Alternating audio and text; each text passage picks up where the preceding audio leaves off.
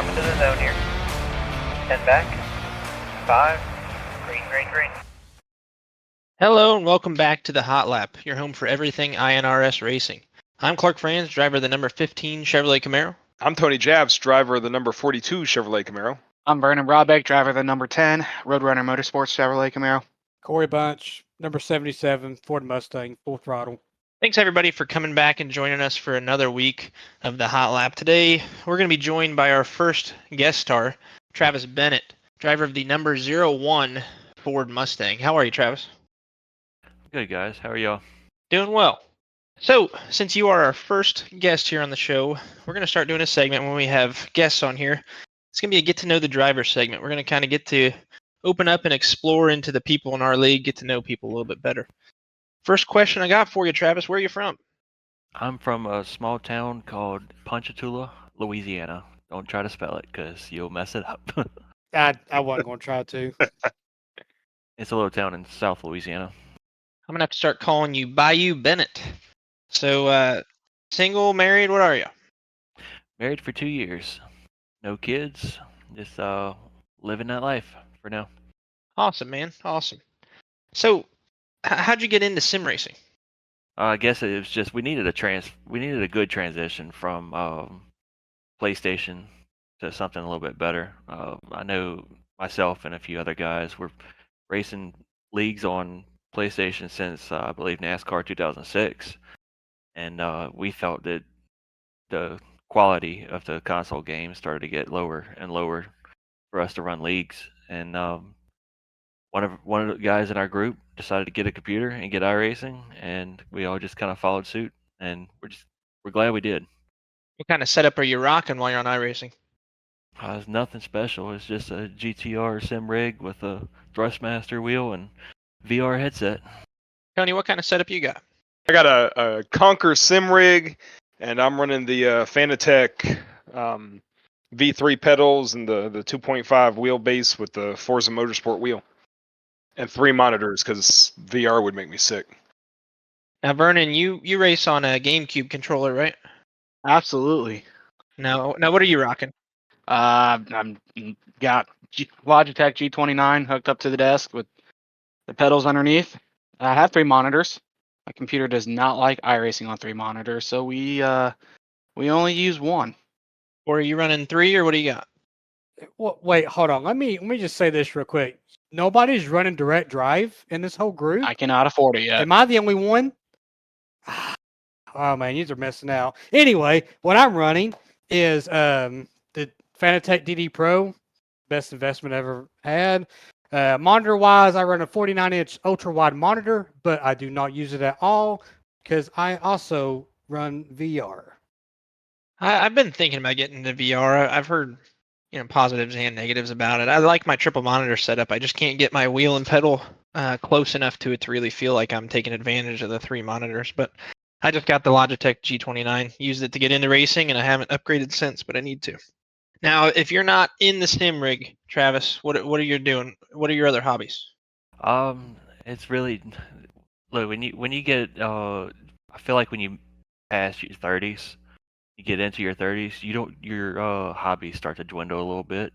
So start to feel a little old when you say my hobbies are taking care of things around the house. You know what I mean?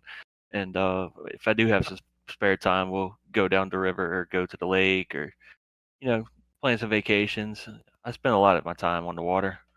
Yeah, we all saw the pictures you posted in chat the other day. The boat, the Baja, and the Yamaha. It was a Yamaha, right? Right. Yeah. Yeah, those are both pretty sweet, Lisa. Pretty sweet looking. Yeah, it's just like I enjoy speed on the sim rig. I enjoy speed in real life. It's got a laundry list of stuff done to the jet ski and getting there with the Baja, but it's way more expensive. You know what boat stands for, right? Yeah. Trust me. Bust out another 1,000. All right, man. Let's get into some racing. These questions are gonna be for everybody here. I'm gonna start with you, Travis. Though, how would you rate your season so far? I'd say it's pretty low. Pretty low right now. On a scale of 1 to 10, I feel like I'm running a good solid 4 compared to last season.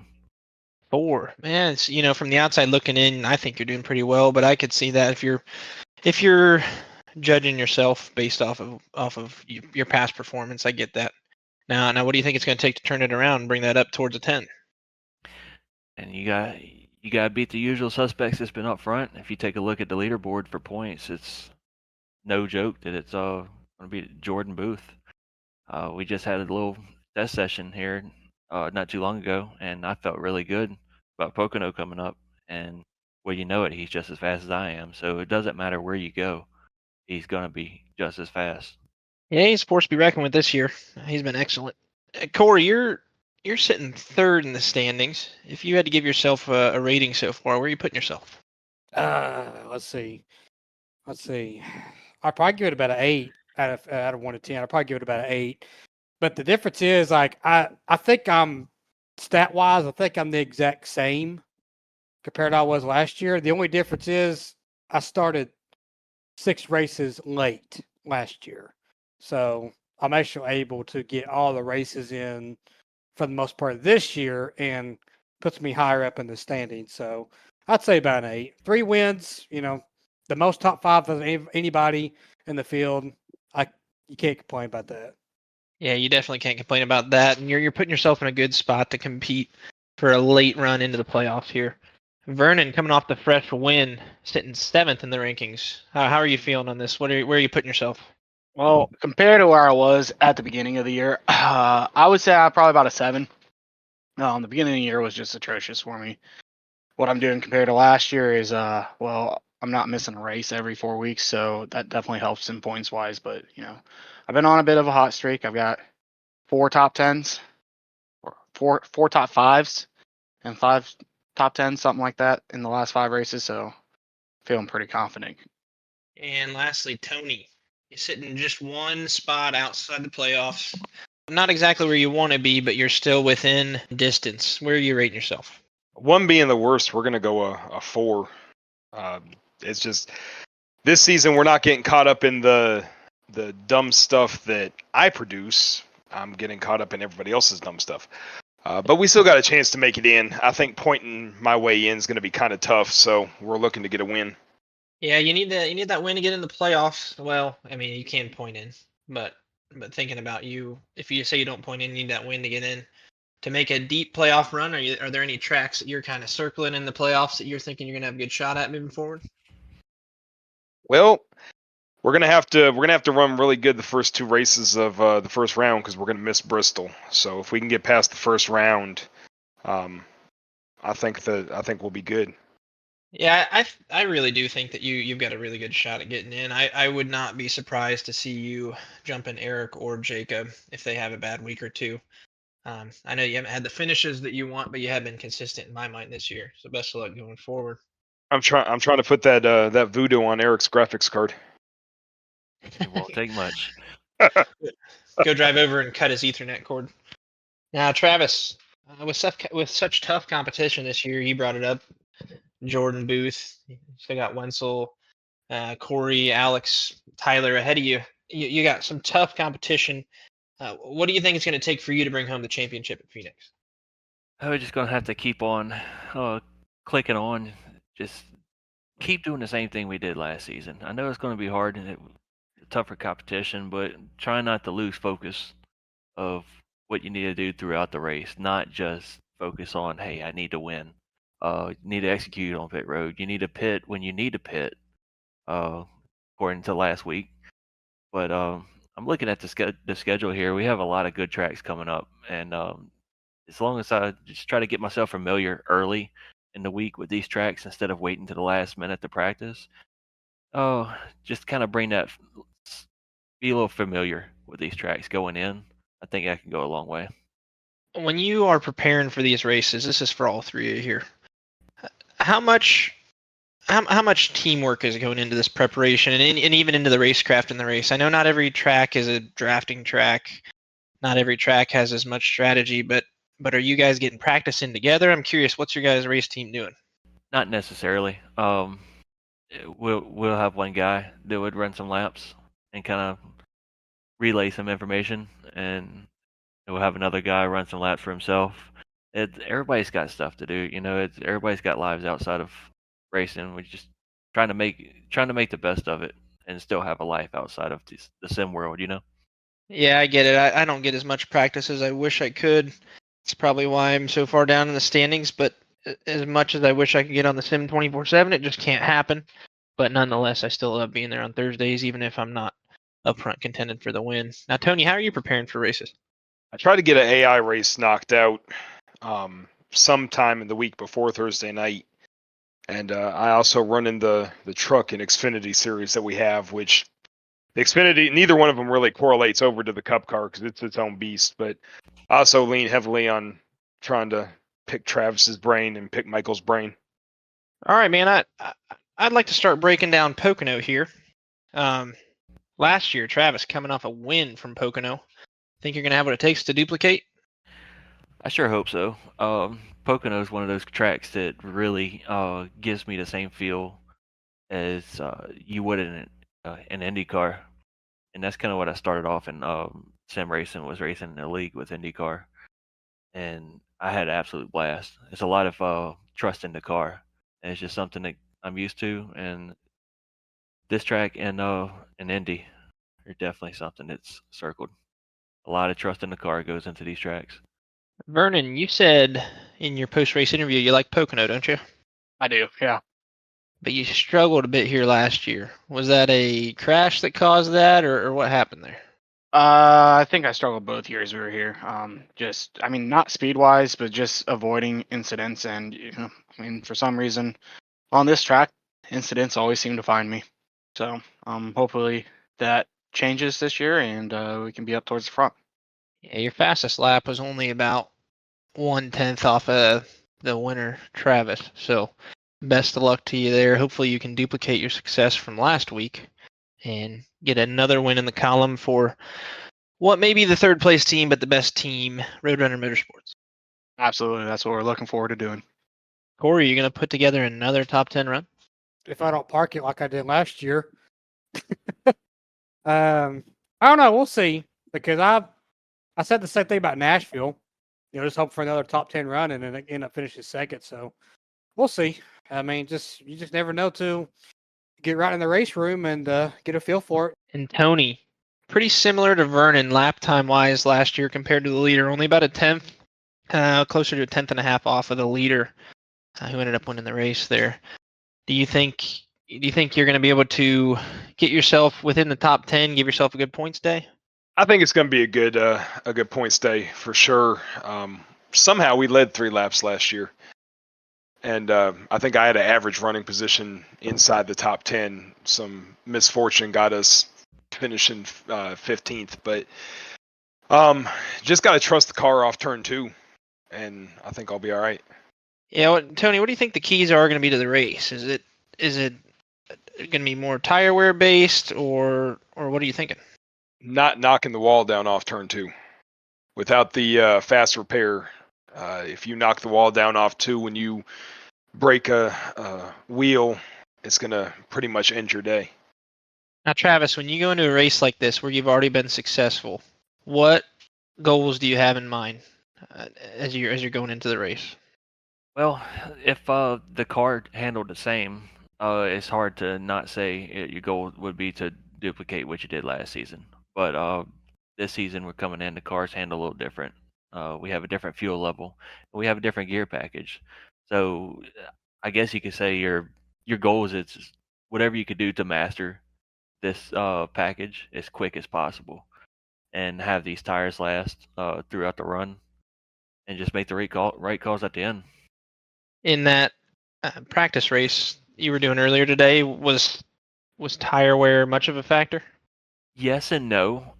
It really felt like these cars were really easy to catch when you get sideways, but just trying to limit that tire slide because it could be a slippery slope.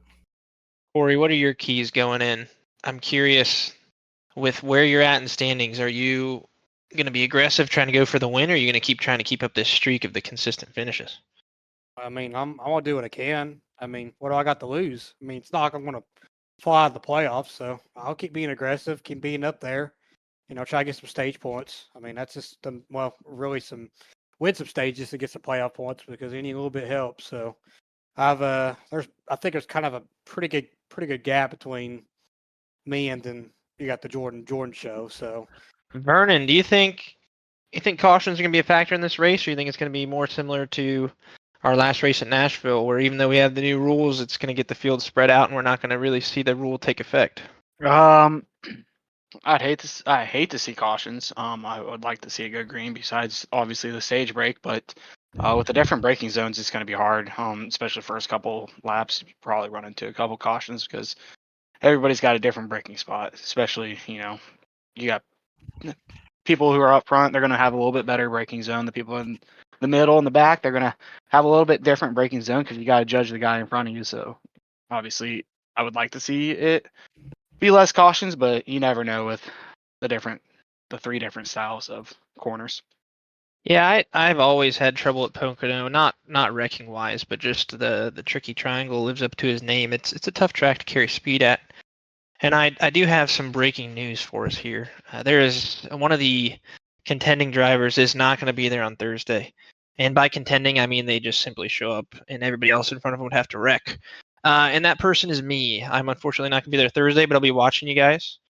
We unfortunately had someone in the family pass away, and I cannot make it. But I'll keep my eye out for all you guys. I wish you guys all the success this week. Now, Corey, if you had to predict a winner for this week, who are you going with? that's tough. It's really tough because I could easily just pick my teammate. Don't want to put that bad juju on your teammate. Yeah, you're right. Son of a, give me Jordan Booth to win. Tony, who are you taking? Oh, I'm gonna take Booth. Leave the bad juju on him. Oh, that's 2 for Booth. That's double the juju. Vernon, who are you taking? Well, I mean, we're gonna go out there and say it. I gotta go Jordan Booth. I'd like to say myself, but I'd like to say Travis, but I think it'd be Booth over anybody. Here's my thing about it. Now, this you mentioned about the questions about the cautions and all that stuff, having less cautions. This potentially could, if we have less cautions, this could be another fuel strategy race. So it's it could be one of those things that just might be a repeat of kind of how it was in Nashville. Just some people having the same fuel, some people able just to hit their number and then just go hard out the rest of the way. So it'll be interesting to see, but we got to have like only 1 or 2 cautions to really manufacture this entertainment here. So we'll see. Travis, who are you going to take for the win here? I tell you what, I think I'm going to go ahead and pick Vernon. He won in Nashville and set the fastest lap. Shortly after that race, we messed around and had a little test session, and he was quick there at Pocono, like he said. And I think he's going to keep that momentum up. He's gonna go for it. Hopefully, the bad mojo is still on Booth for that. I'm going to pick you, Travis. You were the class of the field last year, running a 10 faster than the entire field, as well as your average position being first place. I mean, just unbelievable race by you. And I think you're going to repeat that success and move your way up a little further up on that leaderboard as we head in towards the playoff. Well, I appreciate that, but you see what happened when you picked me to win. I know this is my second time in a row. So I'm giving you the bad juju, I guess. Just do me a favor. Remember to put enough fuel in the car to make it the whole way this time. Let me throw something out because we talk about it being a fuel mileage race if we don't have cautions. We do have more people this year, and last year we had 9 cautions in this race. So there's a potential to have a few cautions, and one of those cautions could set up an oddball fuel run to the end. I wouldn't mind, just for the sake of the drama, since I'm going to be spectating, I wouldn't mind a caution or 2 thrown in there. I love a good strategy race where it goes coast to coast green. But I'd be a liar if I said I also don't like the drama when it restacks the field and you got to see the leaders keep holding people off, especially if they're out on older tires or they're running on low fuel, what have it. It's one of those things where whatever the drivers like, the fans won't, and whatever the fans like, the drivers will not like. See, I only like short runs because I have 0 clue how to tire save, so I love every caution we get. Now, so within reason, I don't really like the eye pacing that we have sometimes at the short tracks. But for the most part, I like being restacked. It gives me a chance to kind of level the playing field with the people in front of me. Clark, you know how to fix that, right? It's start racing on Wednesdays in the Xfinity series. It'll Yeah, it definitely will. teach you how to save some tires. I'm thinking we're gonna have to start covering all 3 series here. I think that'd be a nice thing to start branching to, even if we don't race in them. Just if we can, dedicate some time to watch the races, give us a little bit more of a crowd to appeal to, and give us some more drivers to get to know. Wednesday nights have by far been the best racing all season. I'm gonna have to keep an eye out for it this week. So with that, we're gonna end it for this week. A bit short of an episode, just because we split this week up into 2 because of the bye. But Travis, we appreciate you coming on the show, being the first guest that we've had here. Best of luck this week, man. Thanks, guys. I'll be watching all you guys, and best of luck to all 4 of you. Take care.